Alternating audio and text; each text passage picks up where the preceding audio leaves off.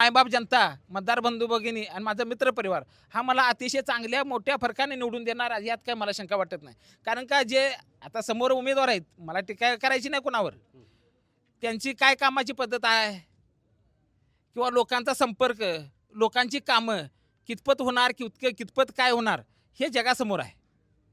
त्यांची कामाची पद्धत ही जगासमोर आहे, माझी कामाची पद्धत जगासमोर आहे. बरोबर. त्यामुळं जनता कामाचा माणूस निवडणार. पैसेवाला, दांडगा किंवा पूर्वीजात राजकारणी आता नाहीत बघत.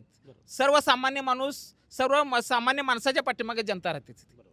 कामाचा माणूस निवडला जातो. मी कामाचा म्हणून, मला दुसरं काय नाही. मी शिवसेना जनसंपर्क कार्यालय माझं वडशेल फाट्यावरती आहे. त्या संपर्क कार्यालयाच्या माध्यमातून आपण लोकांचे प्रश्न सोडवण्याचा प्रामाणिकपणे प्रयत्न करतोय.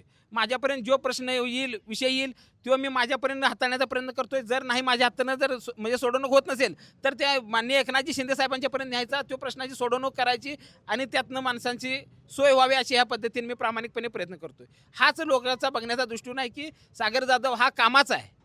हा कोण पैसेवाला नाही, ह्याला काय जमिनी घ्यायच्या नाहीत. हां, जमिनी घ्यायच्या नाहीत किंवा मोठ्यापणाने मिरवायचं नाही. मी एक सर्वसामान्य कुटुंबातला सर्वसामान्य कार्यकर्ता आहे आणि कामाचा आहे. माझ्यापर्यंत मी कायम उपलब्ध माणूस असणार आहे.